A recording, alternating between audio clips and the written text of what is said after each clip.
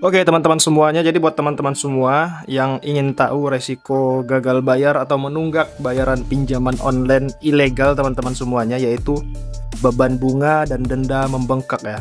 Setiap pinjaman yang diberikan pastinya akan dikenakan bunga yang akan meningkatkan jumlah pinjaman pokok kalian teman-teman. Belum lagi jika terlambat membayar, kalian pun harus membayar denda.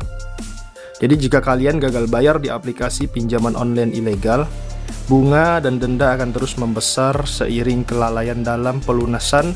Terlebih lagi teman-teman semuanya, pinjol ilegal seringkali memberi suku bunga dan besaran denda yang sangat tinggi kepada nasabah. Jadi mereka memberikan bunga dan denda semau mereka.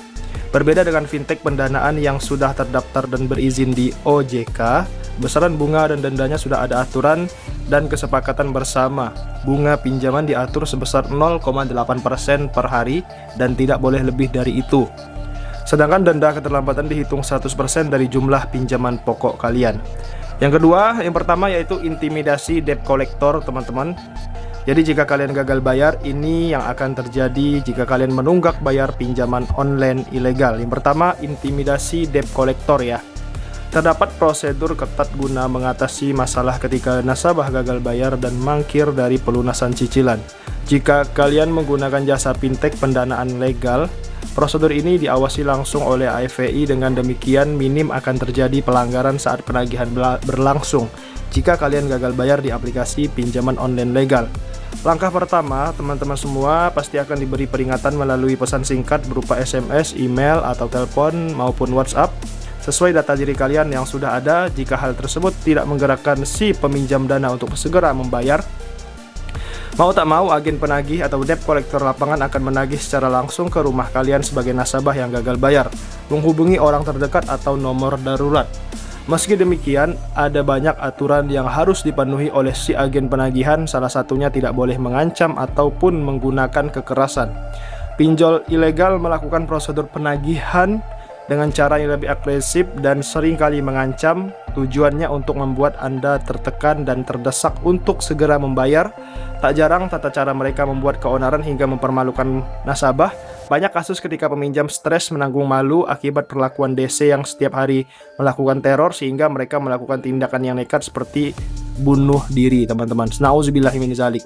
Yang kedua, terancam penyebaran informasi pribadi. Selain melakukan teror dengan mendatangi rumah peminjam, hal yang paling membuat resah adalah penyalahgunaan data pribadi kalian di pinjaman online ilegal.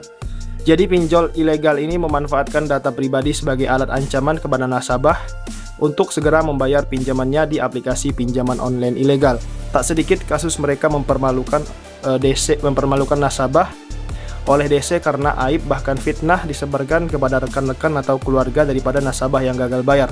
Disinilah pentingnya kita berhati-hati dalam memilih jasa pinjaman online. Walaupun terkesan mudah dan sederhana, ada risiko yang sangat besar yang akan didapatkan nasabah pinjaman online tersebut ya, apalagi pinjaman online ilegal.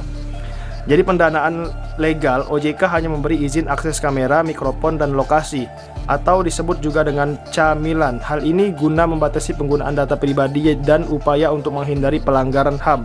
Ketiga, risiko di atas sudah pasti dapat membuat aktivitas keseharian kalian sebagai nasabah terganggu ya teman-teman. Jika tunggakan pengembalian dana tak segera dilunasi, ancaman tersebut akan beralih pada orang terdekat kalian. Mereka dapat dengan mudah menghancurkan ketenangan hidup si peminjam dana. Jadi solusi dari OJK jika kalian terjerat pinjaman online ilegal, kalian memiliki beberapa tahun terakhir para regulator dan yang berwenang dalam kegiatan layanan jasa keuangan seperti OJK secara proaktif menangani dan memberantas pinjol ilegal.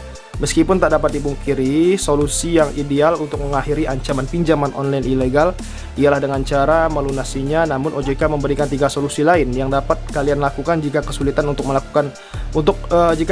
dalam melunasi hutang pinjaman online ilegal. Yang ketiga ada restrukturisasi pinjaman ya teman-teman. Apa itu restrukturisasi pinjaman? Ini merupakan upaya yang dilakukan jika debitur atau peminjam mengalami kesulitan untuk melunasi hutangnya di aplikasi pinjaman online ilegal. Jika pinjol ilegal tersebut berkenan, maka kalian bisa mendapat keringanan berupa jangka waktu yang diperpanjang, diskon cicilan, atau potongan kredit dalam 1 kali bayar. Dengan begitu, kalian dapat memilih sesuai dengan kemampuan dan lebih leluasa untuk membayar tagihan kalian. Yang kelima, nego pengurangan bunga dan denda. Jadi solusi lain yang ditawarkan yaitu dengan nego untuk mengurangi jumlah bunga dan juga denda. Besaran bunga yang menyusut dapat mengurangi beban pinjaman sehingga memungkinkan nasabah untuk melunasi hutangnya. Yang kelima, lapor pihak berwenang atau instansi terkait jika sudah dilakukannya penagihan secara brutal menggunakan fisik ya. Apabila proses penagihan dari DC pinjol ilegal sangat mengganggu dengan teror dan merugikan nasabah, maka segera lapor ke polisi untuk mengambil tindakan hukum. Nah, karenanya adalah sangat bijak bagi kalian untuk membuat rencana dan skema pembayaran yang matang sebelum memutuskan untuk meminjam dana dari pihak manapun. Pastikan kalian hanya meminjam sesuai kebutuhan dan kemampuan untuk membayar kembali di aplikasi pinjaman online legal saja. Jangan di aplikasi pinjaman online ilegal. Kenapa? Karena pinjaman online ilegal itu resikonya sangat besar teman-teman jika kalian menunggak pembayaran pinjaman dana di aplikasi pinjaman online ilegal. Berbeda dengan pinjaman online legal sangat-sangat ringan, resikonya tidak terlalu berat. Galbay pun ya kalian pasti akan membayarnya. Kalau Galbay ya pasti kalian tidak akan bisa lagi menggunakan aplikasi resmi seperti Shopee, Tokopedia dan lain-lain teman-teman menggunakan data kalian karena kalian sudah dibekukan atau diblokir oleh pihak penyedia pinjaman tersebut. Itu saja yang bisa gua sampaikan. Terima kasih. Assalamualaikum.